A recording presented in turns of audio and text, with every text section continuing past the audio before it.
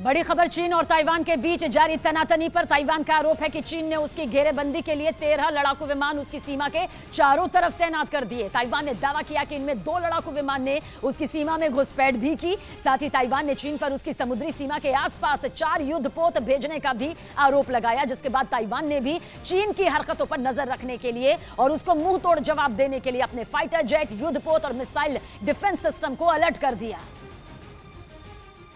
और सिर्फ fighter jet और युद्धपोत ही नहीं, खबर यह भी है कि ताइवान के पास एक और ऐसा खतरनाक हथियार है जो जंग छिड़ने पर चीन को बेबस कर सकता है। और उसका यह घातक हथियार है बंकरों का एक ऐसा मायाजाल जो ताइवान ने चप्पे चप्पे पर फैला रखा है।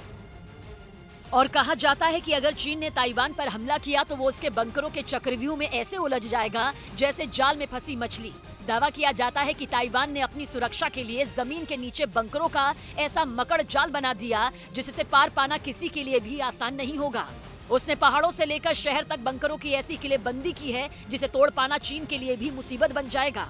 ऐसे ही बंकरों का जाल ताइवान ने पूर्वी चीन सागर के किनारे बसे हुआलियन शहर की पहाड़ियों में बिछा रखा है। यहाँ पर वो पूरी तरह से हैंगर्स तैनात किए गए हैं, तैयारी की गई है, बंकर्स बनाए गए हैं इन पहाड़ियों को काट काट के, जहाँ बेस तैयार किया गया। कहा जाता है कि उसने इन पहाड़ियों के नीचे अपनी सेना के लिए एक अलग शहर ही बसा दिया और वहां बनाए गए बंकरों में ताइवान बेहद घातक लड़ाकू विमानों को रखता है और साथ ही उन विमानों में लगाई जाने वाली मिसाइल और दूसरे खतरनाक हथियार भी इन्हीं पहाड़ियों के नीचे बनाए गए बंकरों में रखे जाते हैं। लेकिन इन पहाड़ियों को देखकर यह अंदाजा नहीं लगाया जा सकता कि इनके नीचे ताइवान की ऐसी ताकत छिपी है जो चीन को उसी की भाषा में जवाब दे सकती है। दावा किया गया कि ताइवान ने इस जगह पर 200 F-16 लड़ाकू विमान रखे हैं, जिसे एशिया में F-16 फाइटर जेट का सबसे बड़ा बेस बताया जाता है। और ये आधुनिक लड़ाकू विमान पलक झपकते ही वहां बने एयरबेस से उड़ान भरने के लिए हमेशा तैयार रहते हैं। इस बात की खबर मिलते ही कि चीन का कोई फाइटर जेट ताइवान की एयर स्पेस में दाखिल हुआ है, ये विमान उसे खदेड़ने के लिए आसमान में गरजने लगते हैं। फाइटर जेट जो इस वक्त आपको बताएगा कि ताइवान की तैयारियां कितनी जबरदस्त है और इसी तरह के कई विमान लगातार जा रहे हैं। ताइवान के हुआलियन शहर की पहाड़ियों के नीचे आधुनिक कमांड सेंटर भी बना रखा है, जहां से वो चीन की हर हरकत पर नजर रखता है। दावा तो यह भी किया जाता है कि ताइवान के पास F-16 विमानों की अगली पीढ़ी के फाइटर प्लेन की भी बड़ी संख्या मौजूद है, जिन्हें F-16V यानी F-16 वाइपर के नाम से जाना जाता है। F-16V दुनिया के बेहद आधुनिक लड़ाकू विमानों में से एक है। साथ ही इसमें तैनात मिसाइलें इसे एक बेहद खूंखार विमान बना देती हैं। इसमें बेहद घातक बम, हवा से जमीन पर और हवा से हवा में मार करने वाली मिसाइलों को लगाया जा सकता है।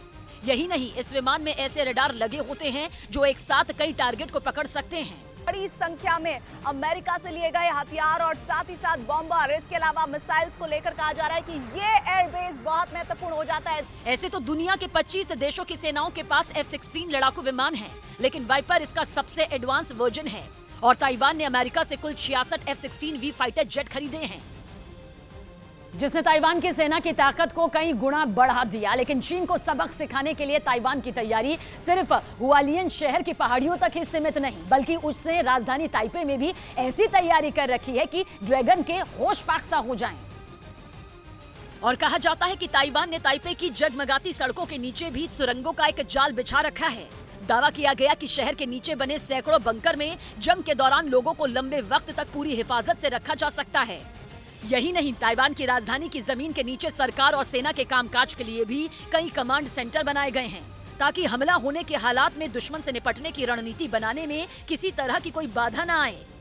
लेकिन ताइवान के बंकरों के इस माया जाल का सबसे अहम ठिकाना ताइपे का एक होटल है, क्योंकि दुनिया भर से बड़े नेता जब ताइवान आते हैं तो इसी होटल में ठहरते हैं। और दावा किया जाता है कि इसी होटल के नीचे ताइवान सरकार का हंगशेन मिलिट्री कमांड सेंटर है। और कहा जाता है कि कमांड सेंटर न सिर्फ ताइवान की दूसरी कमांड पोस्ट से जुड़ा हुआ है, बल्कि अमेरिका के हवाई में मौजूद इंडो पैसिफिक कमांड सेंटर से सीधे जुड़ा है। यानी किसी भी खतरे की सूरत में ताइवान की राष्ट्रपति कमांड सेंटर से न सिर्फ पूरे हालात पर नजर रख सकती हैं, बल्कि अमेरिका से फौरन मदद भी मांग सकती है। और दावा यह किया गया है कि जमीन के नीचे बनाए गए इस मिलिट्री कमांड सेंटर में ताइवान की राष्ट्रपति और अधिकारी महीनों तक काम कर सकते हैं।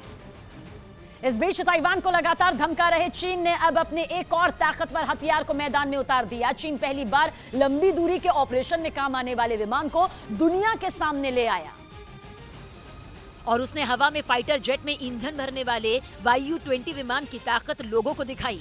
चीन ने दावा किया कि उसका ये विमान बेहद शक्तिशाली और लंबी दूरी तक काम करने वाला है। ऐसे में माना जा रहा है कि चीन जंग की तैयारी में कोई कोर कसर नहीं छोड़ रहा।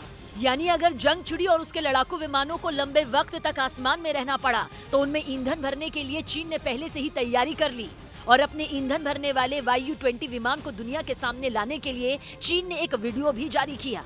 उसने दावा किया कि YU-20 ने ताइवान स्ट्रेट के ऊपर उड़ रहे J-16 फाइटर जेट में बड़ी ही आसानी से ईंधन भर दिया और चीन का J-16 लड़ाकू विमान उसी ताइवान स्ट्रेट के ऊपर उड़ान भर रहा था, जहां से ताइवान को डराने के लिए चीन ने कई बार मिलिट्री ड्रिल की। क्योंकि ताइवान और अमेरिका की नजदीकी ने ड्रैगन को भड़का दिया था। इसके बाद कई दिनों तक चीन ताइवान को घेर कर मिसाइलें बरसाता रहा। उसके जंगी जहाज ताइवान के करीब जाकर अपनी ताकत का नमूना दिखाते रहे। यही नहीं, चीन के लड़ाकू विमानों ने भी कई बार ताइवान की एयर स्पेस में दखल दी थी। हालांकि वहां की गई मिलिट्री ड्रिल में कभी भी चीन ने ताइवान को निशाना बनाने की कोशिश नहीं की, लेकिन उसका मकसद यही था कि ताइवान डर जाए और अमेरिका से दूरी बना ले। मगर ऐसा हुआ नहीं। ताइवान ने भी चीन को उसी की भाषा में जवाब देने के लिए अपनी तैयारियां तेज कर दी। और माना जा रहा है कि चीन ताइवान के इसी तेवर को देखते हुए पहली बार अपने ऐसे प्लेन को सामने ले आया जो घंटों तक उड़ान भरकर दूसरे विमानों में ईंधन भर सकता है। जिसके बाद चीन ने दावा किया कि नई जनरेशन का ये टैंकर एयरक्राफ्ट उसकी वायुसेना की ताकत को और बढ़ा देगा। हालांकि चीन अपने YU-20 विमान को पहली बार आधिकारिक रूप से दुनिया के सामने लाया, लेकिन इससे पहले भी वो इसका इस्तेमाल एक ऑपरेशन में कर चुका है। खबर के मुताबिक 28 नवंबर 2021 को चीन के कई विमान, जिनमें YU-20 टैंकर एयरक्राफ्ट भी शामिल था, ताइवान की समुद्री सीमा में घुस गए थे। कहा जाता है कि वो पहला मौका था जब YU-20 टैंकर एयरक्राफ्ट को ताइवान के नजदीक देखा गया था।